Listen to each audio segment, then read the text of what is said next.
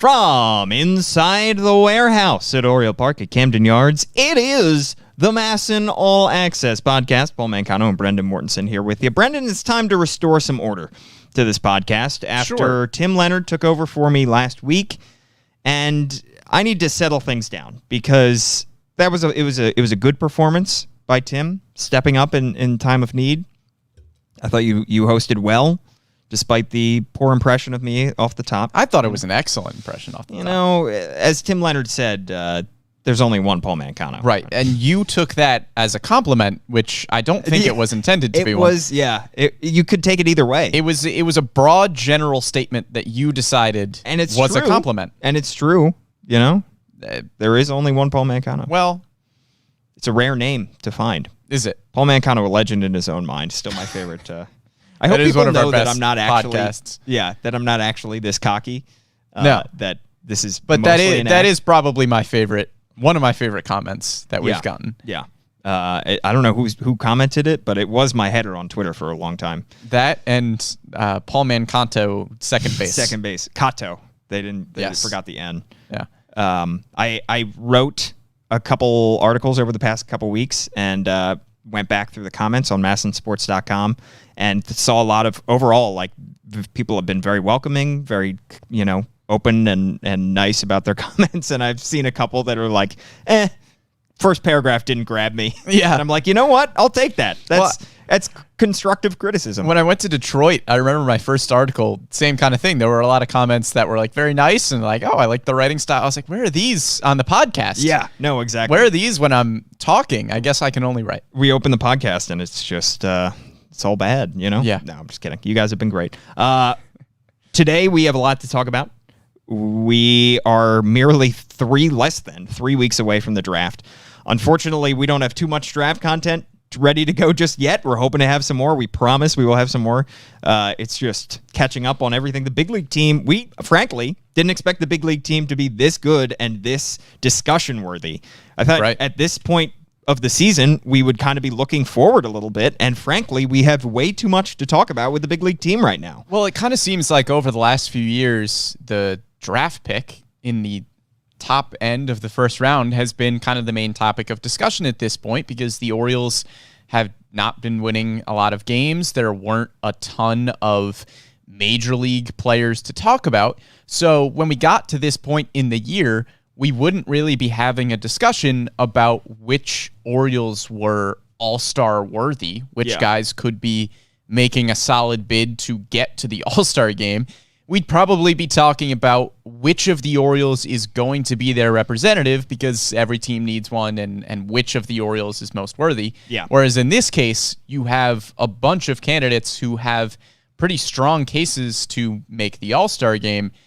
And because we didn't really have that to talk about, we would talk about the draft because the number one overall pick or the top 5 pick, whatever it was always so vital to the rebuild. And not that this number one pick isn't vital to the rebuild. It's not like they're not going to get a great prospect, but it feels like a nice cherry on top almost. It doesn't really feel like whoever this player is going to have the weight of the franchise on his shoulders. It just feels like another really nice piece that you're able to have. Well, I look back to 2019 when the Orioles had the number one pick, and that year was not nearly as much fun on the field. And you were not seeing nearly as many pieces of the future. At that point, Cedric Mullins had already been sent back down to the minors. Trey Mancini was having a nice season. But other than that, John Means' breakout season was 2019, but you didn't have as many storylines of players on the field, and it was hard to look at the current roster and find many pieces of the future. That's the opposite case right now. And so it felt like the number one pick was so hugely important at the time because that was it. They had to nail it. They did so far, from what we can tell, in Adley Rutschman. But it did not, that draft pick garnered so much more attention than this one did. And it does feel right now like it is a cherry on top, but again, it is an important pick. I mean, they have to get this right because you just anytime you have an opportunity, they won't draft this high next year unless the lottery balls fall their way, which, we'll see exactly how they end up structuring the lottery and where the Orioles fall. But even with their record, the Orioles have, the 9th or 10th worst record in the league right now. So if it was the normal format, they would have the 9th or 10th overall pick. Yeah. And I can't imagine that even if it is a lottery system, that having the 9th or 10th worst record in the league will give you a very good shot at a top 3 pick. So in all likelihood, this is the last time the Orioles will have the number 1 pick for a while. Hopefully for a while. And so you have to get it right because this is an opportunity to get a premier talent. So we'll talk about the 5 guys in probably a week or so that we think the Orioles could be targeting. But in the meantime, let's talk about the current team and the current all-star hopefuls, because I'm going to narrow it down to 3 candidates, Brendan. Jorge Lopez, Austin Hayes, Trey Mancini. I think unequivocally those are the 3 best players on this team, and those are the 3 players that have the highest likelihood of being an all-star. Yeah, there's some other players that you could potentially throw out. I mean, Keegan Aiken has had a really nice season, but he just doesn't have the saves, and the ERA isn't so spectacular as to put him over the top, especially ahead of some other players around the league who are not closers and are still putting up better numbers than Keegan Aiken. Guys like Michael King and Eli Morgan come to mind. It's really hard to make the all-star team as a reliever if you're not closing games. So I don't think Keegan Aiken really has a realistic chance. I think on June 1st he did, when he had a 1.60 ERA. Now he's got a 2.48 ERA. Which is still excellent. Still really good. And he's still been playing really good baseball for the Orioles this year. I just don't think he has a big case. Same thing can be said for Cedric Mullins. The WAR is still really good. The WAR is up close to where Austin Hayes is right now because of how good he has been defensively. I just don't think the offensive numbers are there enough to push him into the top 7, 8 outfielders, which is realistically where we're talking about Austin Hayes. Yeah.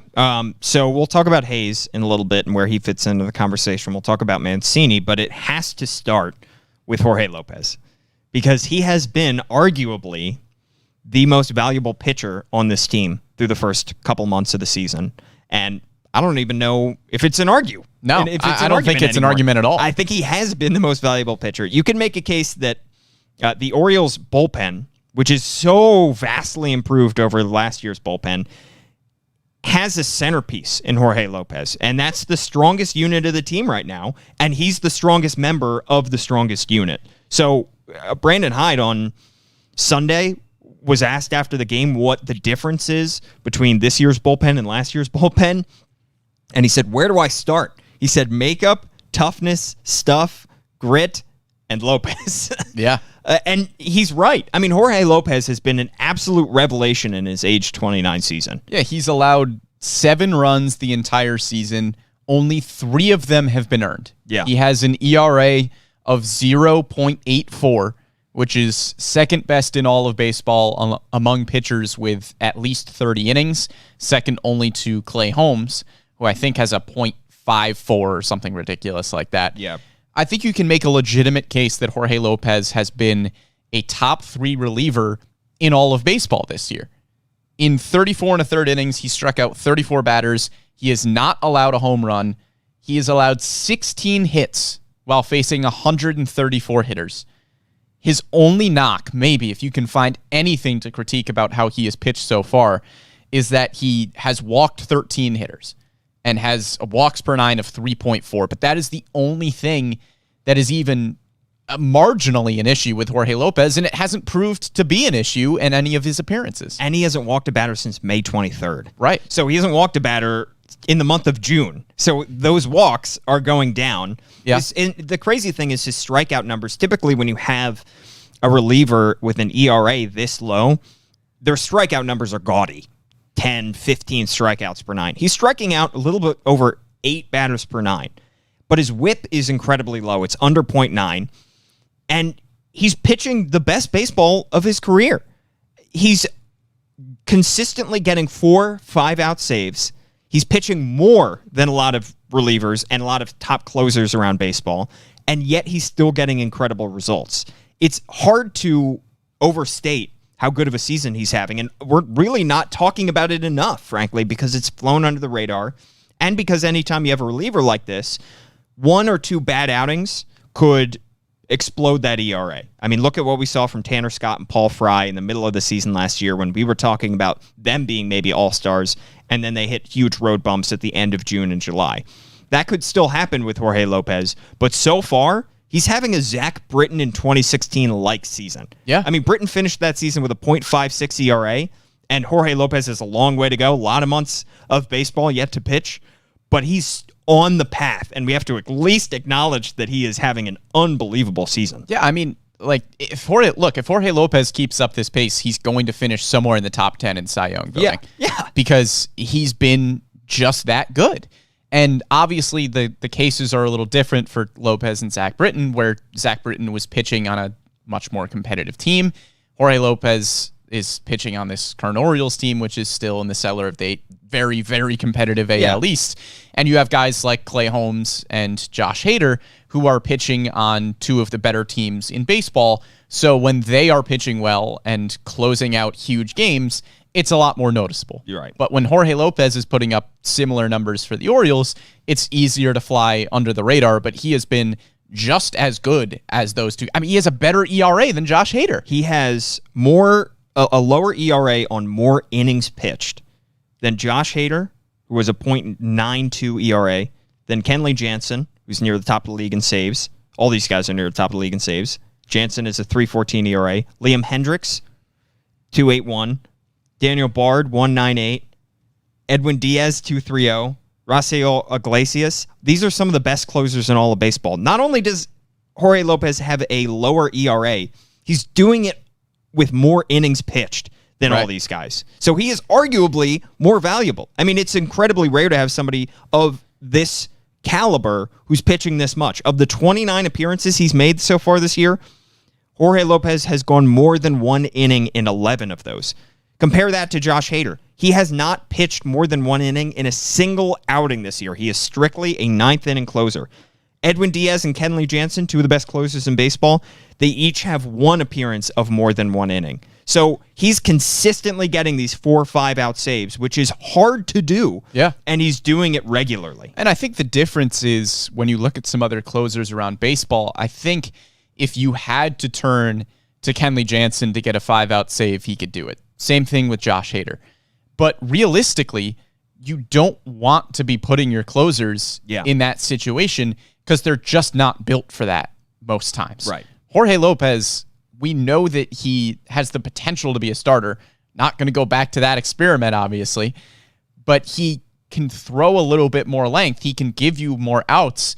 And Brandon Hyde knows that if there's one out in the 8th inning and Cionel Perez gets into a jam, he's confident that Jorge Lopez can not only pitch 5 innings and save that game, but he could come back the next day and pitch 4 or 5 outs. Yeah. It's a weapon that Brandon Hyde has clearly used and needed in his bullpen. And this is a guy who had an ERA over 6 last year, mostly as a starter.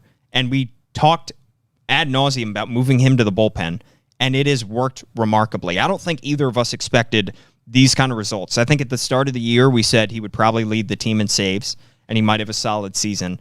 But none of us expected him to have the kind of season that he's having right now. And it's awesome to see for a guy who, by all accounts, is beloved by teammates. When we went back to Kansas City, just about everybody in that Kansas City clubhouse, remember he was with Kansas City before he was DFA, the Orioles picked him up off waivers, came over to say hi to Jorge Lopez individually, have a conversation with him. When I was walking into the ballpark, I was talking to the security guard at Kauffman Stadium, and he said, "Say hi to Jorge Lopez for me. That guy's the man. I talk to him all the time."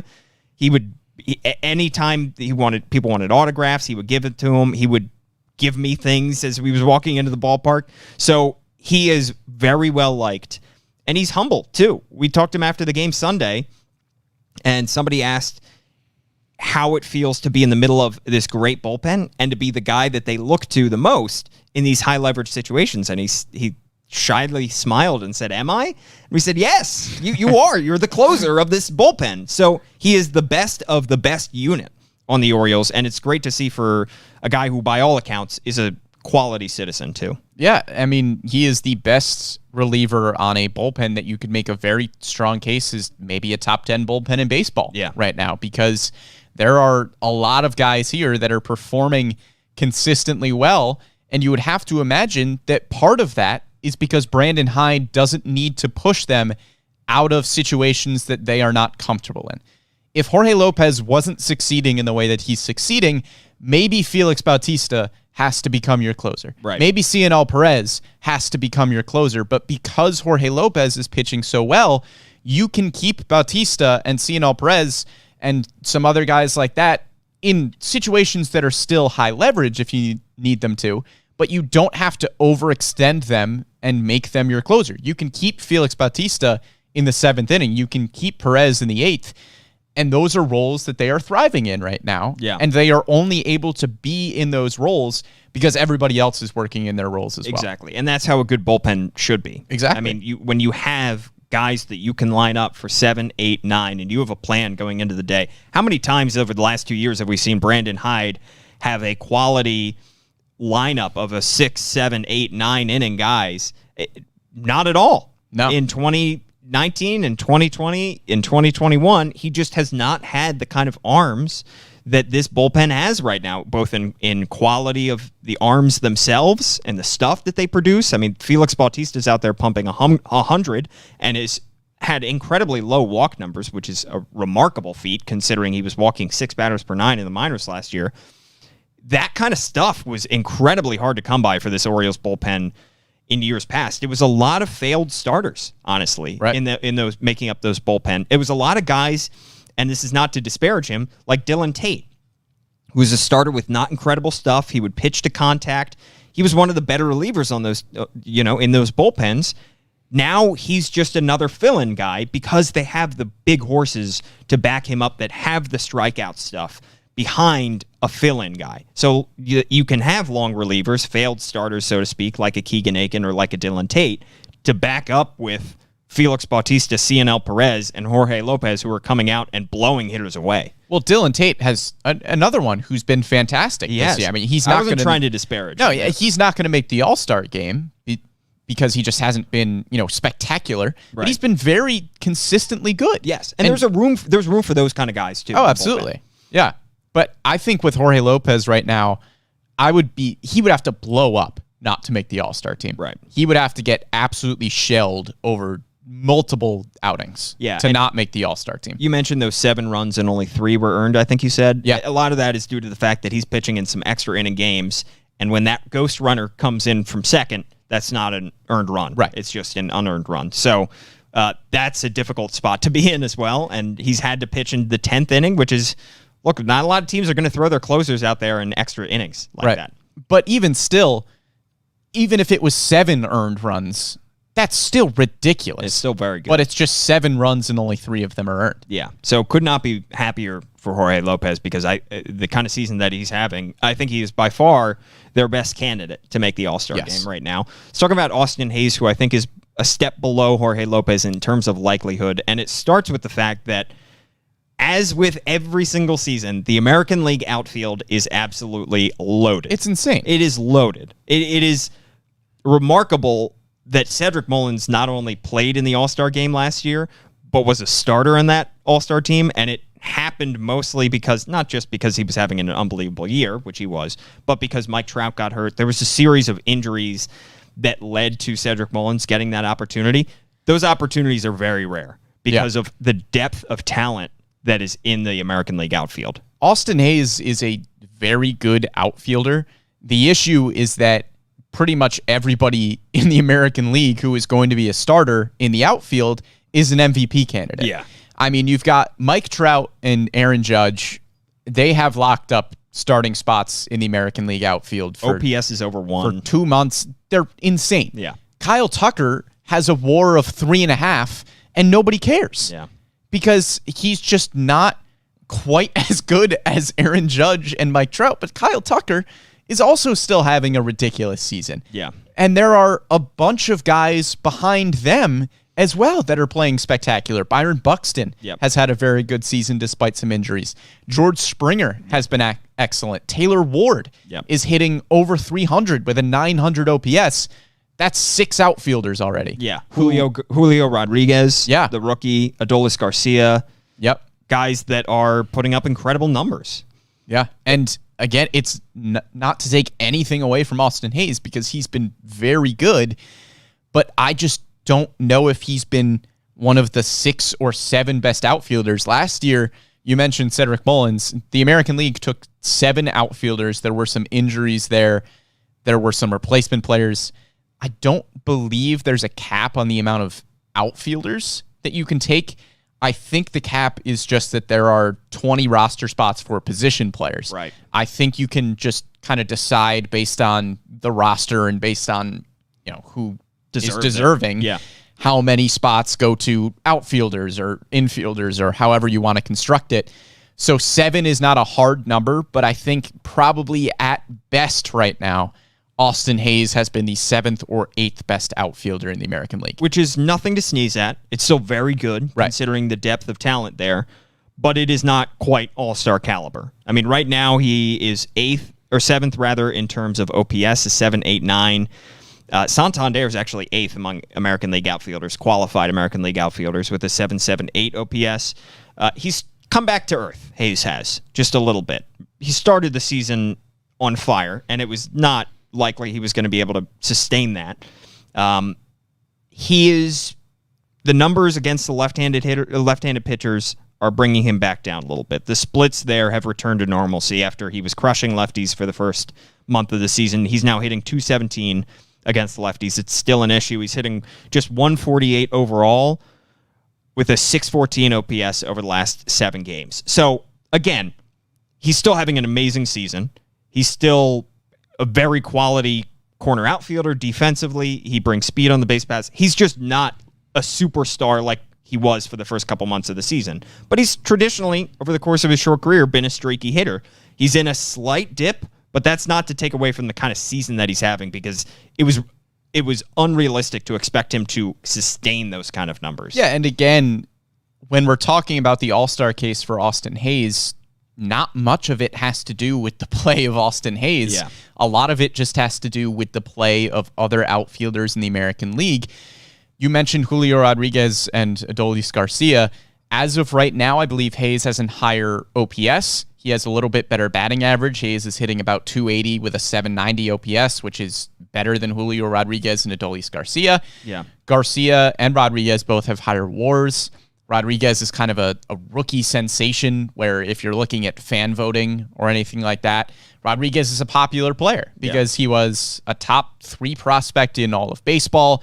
He's having a spectacular season as a rookie, and he's also incredibly exciting. He leads Major League Baseball in stolen bases. He's a great defensive center fielder. So I think when you're looking at kind of the group that Hayes is in, it's in that 3. It's Hayes, Rodriguez, and Garcia. I think maybe one of those guys is an all-star, maybe 2. So I think he has to beat out those 2 if he wants to be an all-star because I think the top 6 is kind of set. Yeah. With Trout, Judge, Tucker, and then Buxton, Springer, Ward. I think that top 6 is almost locked. Yeah, and injuries can always happen. Right. And we'll see. Voting is already underway, so fans have already cast a lot of their votes. So even if Austin Hayes goes on a tear for the next week or 2 before voting closes, that might be a little bit too late to get him into the final kind of round. Could always be picked by the coaches, but again, that would probably require some injuries or some replacement players. And I think too, not that Jorge Lopez being so good hurts Austin Hayes' case, but it's not like Austin Hayes would be getting this nod as the only Orioles representative, because as we talked about with Jorge Lopez, he is very deserving of making the All-Star game, and we are pretty confident that unless, like I said, he gets shelled somehow, Jorge Lopez is going to be the Orioles representative at the All-Star game. Yeah. So this would not be a bid for Austin Hayes just because the Orioles need somebody. That would be filled by Jorge Lopez already. And let's be honest, in previous years, it's sometimes been difficult to find somebody for whom to throw into the All-Star game for the Orioles. Remember 2019, I think of the cases being made for Trey Mancini, and then John Means ended up getting it surprisingly. But beyond those two guys, those were really the only options that the Orioles had that were playing that well that we were even having a discussion about. So because every team needs a representative, sometimes there's ends up being some guys on other teams that just you can tell are just there. I think of Sandy Alcantara from a couple of years ago with the Marlins, who had an ERA over 4. Right. But the Marlins needed a representative. That's not going to be the case with Jorge Lopez. He's deserved a spot. And even if the Orioles didn't need a representative, he probably would get in anyway. And luckily, I think that's not the case for any of the guys that Austin Hayes is going up against right now. Yeah. Julio Rodriguez with the Mariners, I'm assuming that Ty France will probably be the starting first baseman for the American League. He's had a spectacular year. And then for the Rangers with Adolis Garcia, Martin Perez has been excellent. Yeah. Has an ERA, I think, in the low 2s as of right now. So I'd be very surprised if Martin Perez doesn't make the All-Star game.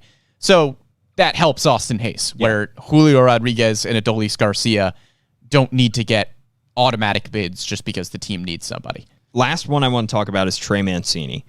And unfortunately, he's in a similar category where the position is pretty deep. First base.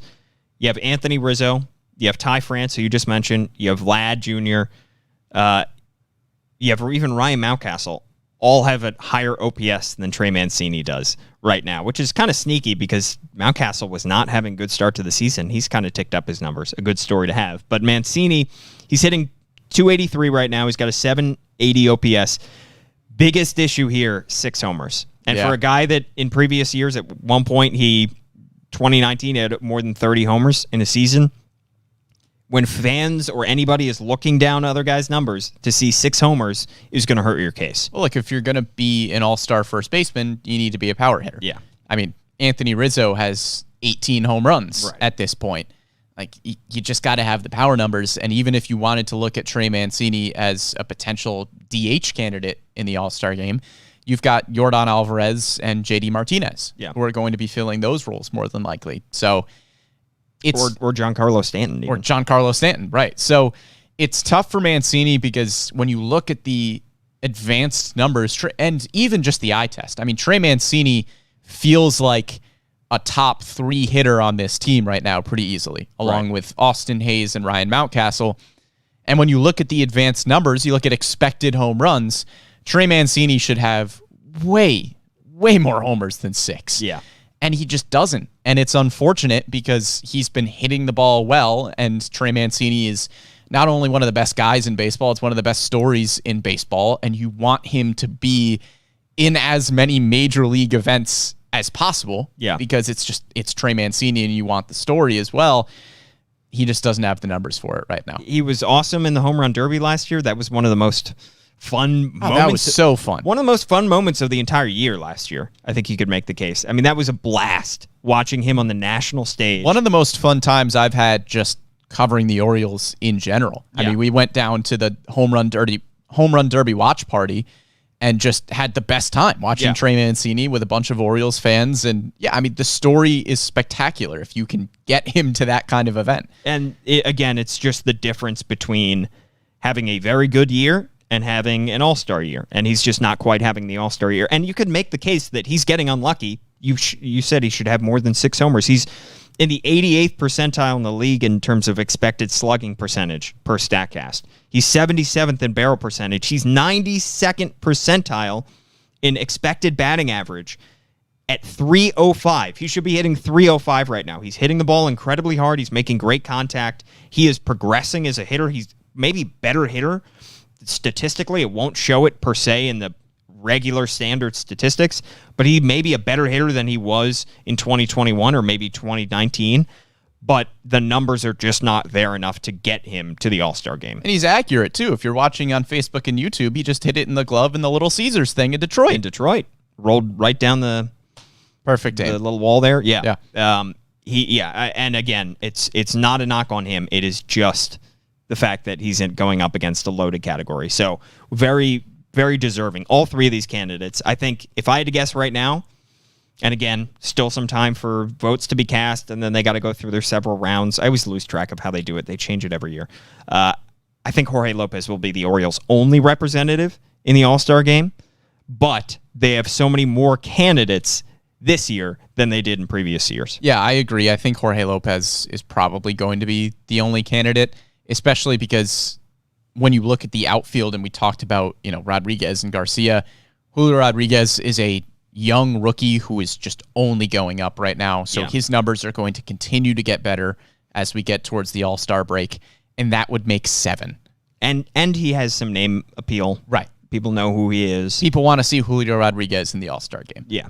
Not that makes all the difference in the world, but he is a very young, exciting player, and when you are looking to market the game of baseball, you're going to market it closer to somebody like Julio Rodriguez rather than Austin Hayes. Yeah. Which works against him a little bit, and it's unfortunate, but Rodriguez still very deserving. Yeah. So we'll see. Let us know who you think should be in the All-Star game for the Orioles. Before we get out of here, Brenda, I do want to touch on some minor leaguers because the Orioles are having a pretty good stretch here. Month of June on the farm system, especially from their top 10 prospects, with the exception of obviously Grayson Rodriguez, who continues to rehab from his injury.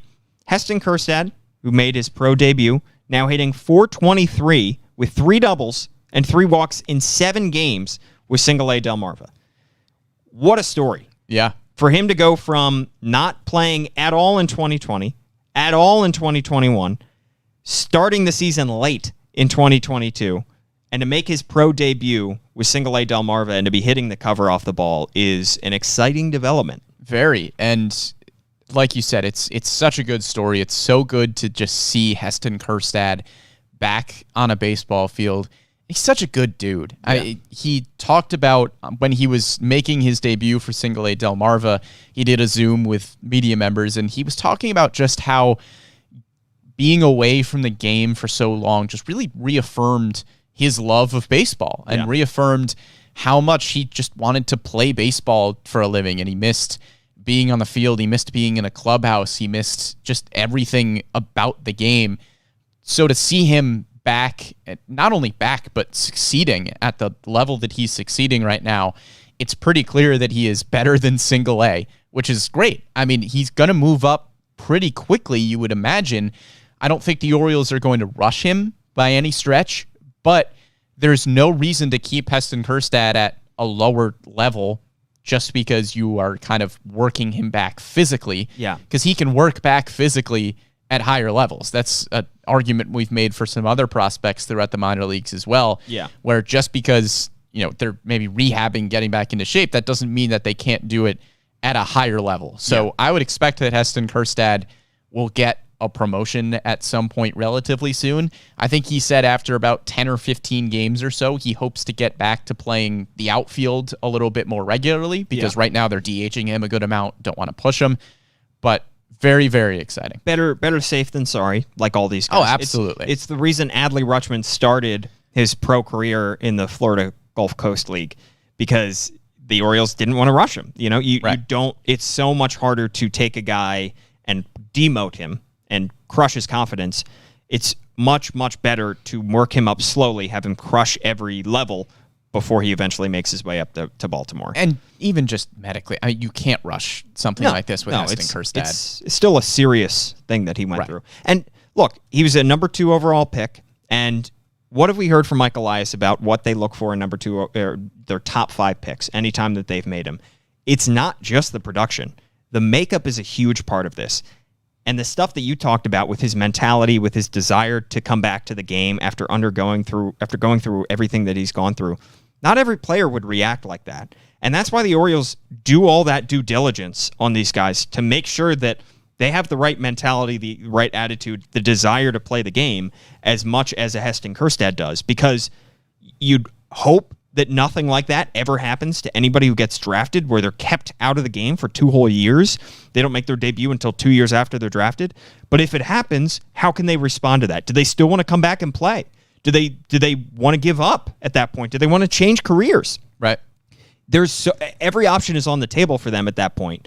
And so that's why you do this due diligence during the draft process, is because you want to see how these guys respond. You want to get an idea of who these guys are as people, and are they willing to stick through the tough times and to come out on the other side. And nobody even would have blamed him. I mean, if he decided that he was just done with baseball and just couldn't put his body through that after everything that he went through, I don't think anybody would have blamed him. I think everyone would have been like, yeah, no, we get it. That was a lot. It's not like a regular baseball injury. I mean, myocarditis is a serious, it can be, and for him it doesn't sound like it was, but can be life-threatening at times.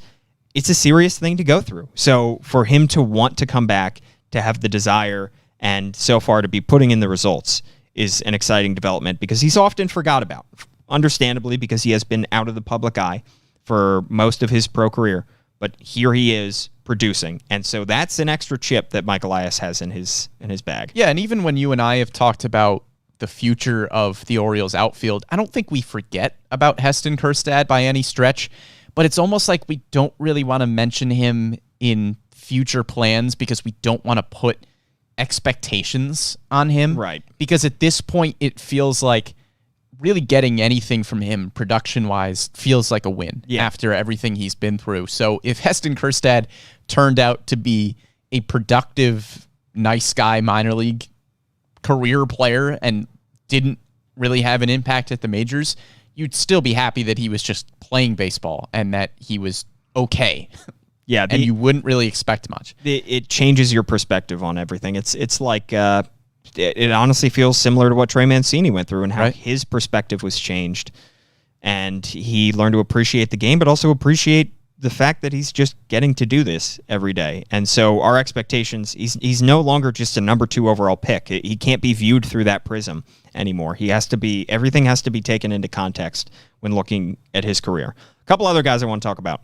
Jordan Westbrook, Gunnar Henderson. These two guys promoted in lockstep up to AAA, mashing again. Jordan Westbrook, average over 400.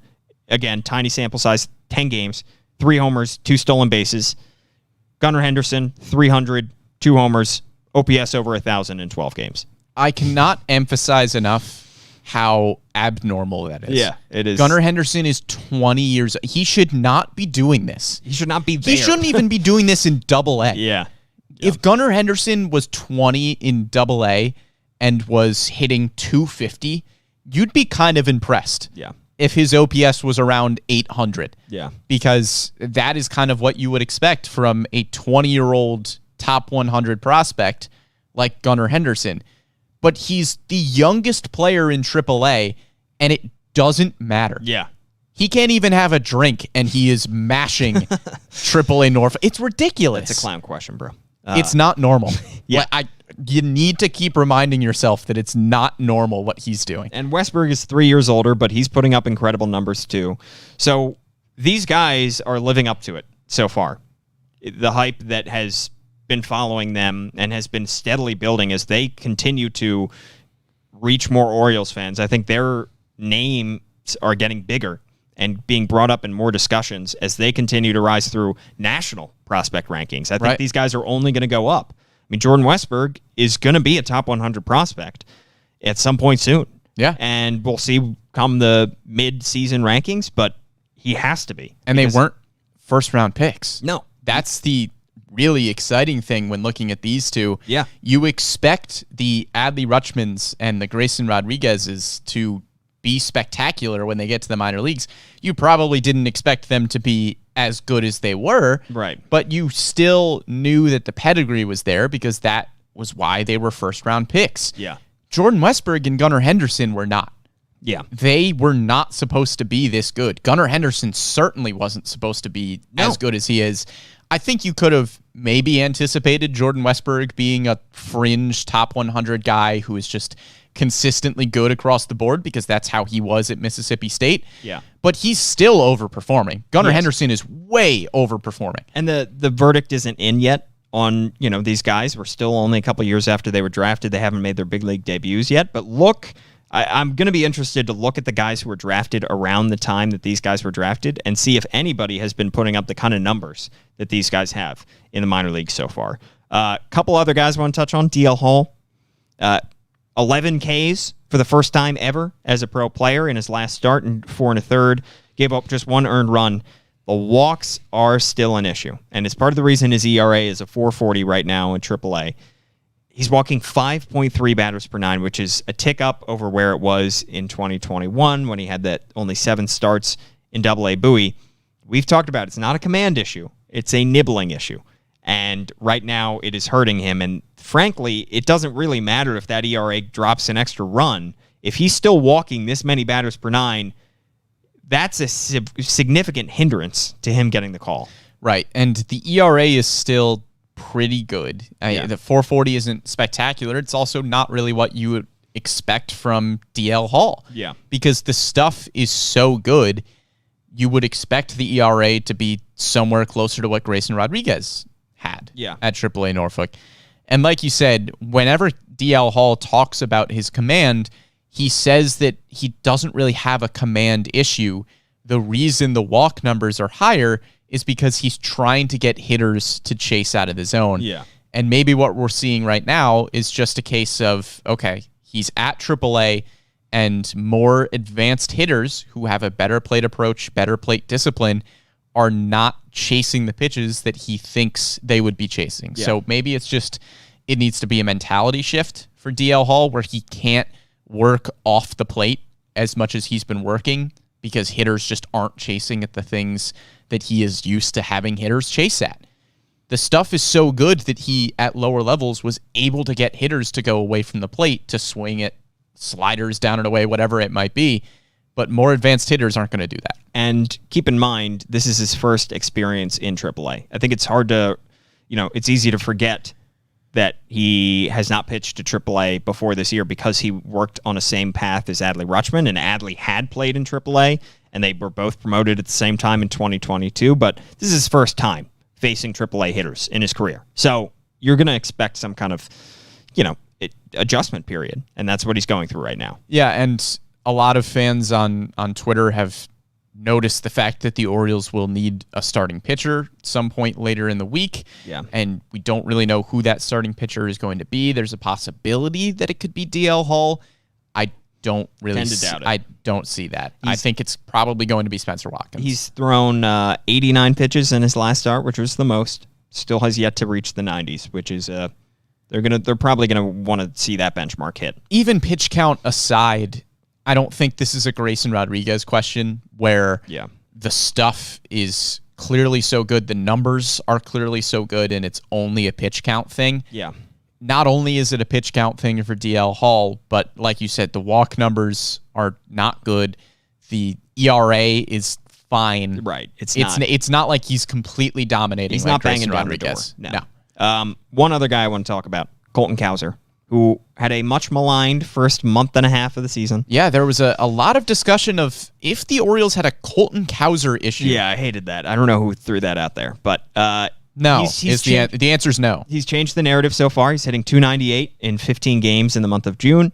He is turning things around at the plate. He's showing the kind of prowess that he flashed at Sam Houston State of an advanced approach at the plate. Now, keep in mind, he's still at high single A in Aberdeen, so he's still got a ways to go.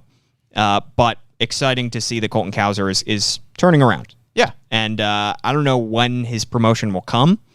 I would have to imagine he's going to be a AA player by the end of the year, but could happen in July, could happen in early August.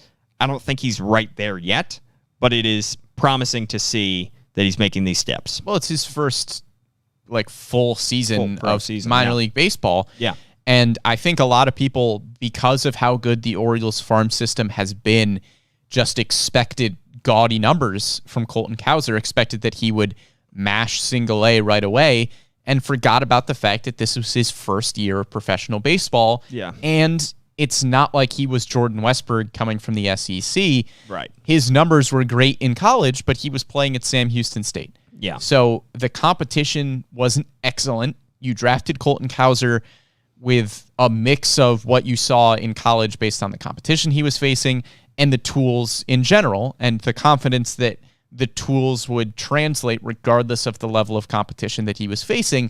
But I think it would have been a little naive to not at least anticipate a bump in the road as the competition got a lot better and he seems to have adjusted to that competition well so far. Yeah. Overall, I think you could say this has been a banner month so far for the Orioles' top 10 prospects. Yeah. With the exception of maybe Kyle Bradish, who's having some struggles right now at the big league level. Adley Rutschman's turning things around.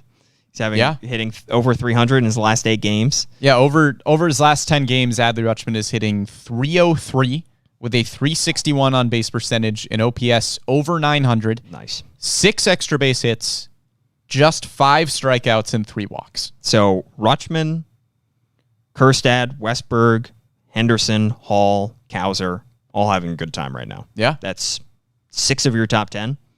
Like to see it. Very good. And you got a number 1 overall pick coming their way in just a few weeks. Can't wait to prep for that. We're going to have plenty of coverage on @MASN Orioles on our Twitter handle, on Facebook, on YouTube, on the MASN app as well. @Brandon Morty is his Twitter handle. I am @Paul Mancano. Of course, you can catch the podcast on any of your favorite podcast platforms, Spotify, SoundCloud. Please give it 5 stars if you have some time on Spotify, or write a review on Apple Podcasts.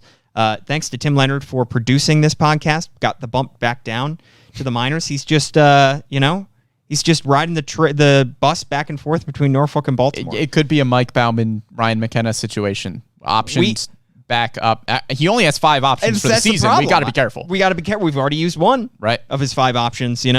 We've got a few more months to use them, but we got to be careful next time we call him up. Yeah. Thanks to Tim for producing this podcast. Thanks to everybody for following along, and we will be back next week.